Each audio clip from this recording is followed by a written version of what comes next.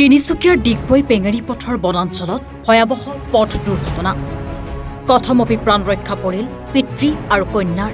জানিব পৰা মতে আজি পুৱাৰ ভাগতেই তিনিচুকীয়া ডিগবৈ পেঙেৰী সংযোগী পথৰ বনাঞ্চলৰ মাজত সংঘটিত হৈছে এই ভয়াৱহ পথ দুৰ্ঘটনাটো। কেইবা ফুট তলত বাগৰি পৰে এখন AS23 P7986 নম্বৰৰ ভেন।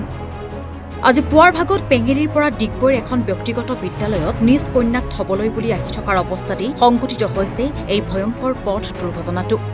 অভিভাৱক তথা পিতৃ মুনীন বৰুৱাই জনোৱা মতে তেওঁৰ কন্যাই সামান্যভাৱে আঘাত পোৱাৰ লগতে বাহনখনৰো কিছু পৰিমাণে ক্ষতিসাধন হয়।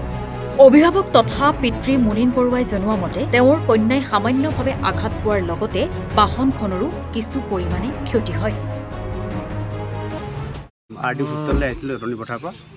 তাৰপিছতে আহিলে এইফালে দলঙৰ পৰা মানে আহোঁতে গাড়ী ষ্টেংটো মানে ইফালে কাটাকাটি হৈছেতো, মানে কেনেকৈ গৈছে মই নিজেও নাজানো, নেদেখা নিচিনা হৈ গ'লোঁ। ইমান স্পীডতো অহা নাই, খুব বেছি আছে 50 মান আছিলে।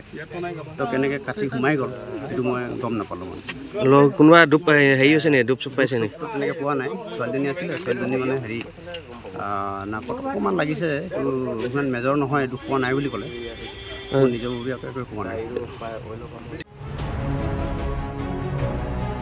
ডিগবৈৰ পৰা হিৰণ্য ৰাজবংশীৰ ৰিপৰ্ট, এনি ভাৰত 24।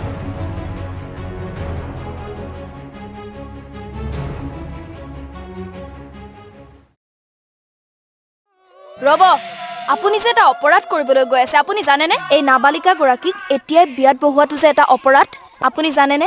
অপৰাধ কেনেকৈ? মোৰ ছোৱালী, মোৰ কথা। তুমি যিয়েই নোকোৱা ভূঞা, 18 বছৰৰ তলৰ যিকোনো কন্যা সন্তানৰ বিয়া দিলেই আইনগতভাৱে এক দণ্ডনীয় অপৰাধ। বিয়া দিয়াজন যিমান দায়ী, বিয়া পতাজনো সমানে দায়ী। এতিয়া তাই পঢ়া শুনা কৰাৰ বয়স, খেলা ধূলা কৰাৰ বয়স। তাইক খেলিবলৈ দিয়ক, পঢ়িবলৈ দিয়ক, আৰু চাব এদিন আপুনি তাইক লৈ গৌৰৱ অনুভৱ কৰিব পাৰিব। এতিয়াই তাইক সংসাৰৰ বোজা দি তাইৰ ভৱিষ্যত জীৱনটো অন্ধকাৰ কৰাৰ অধিকাৰ তোমাৰ জানো আছে? মোৰ ভুল হৈ গ'ল মাজনী, মোক ক্ষমা কৰিবা। শিক্ষা ল'ৰা ছোৱালী উভয়ৰে প্ৰাপ্য আৰু অধিকাৰ। আপোনাৰ কন্যা সন্তানক তাইৰ এই প্ৰাপ্যৰ পৰা বঞ্চিত নকৰাব। বাল্য বিবাহ ভাৰতীয় আইনৰ দ্বাৰা বিহিত এক দণ্ডনীয় অপৰাধ। এনে অপৰাধ কৰি আপোনাৰ কন্যা সন্তানৰ ভৱিষ্যত অন্ধকাৰৰ মাজলৈ ঠেলি নিদিব।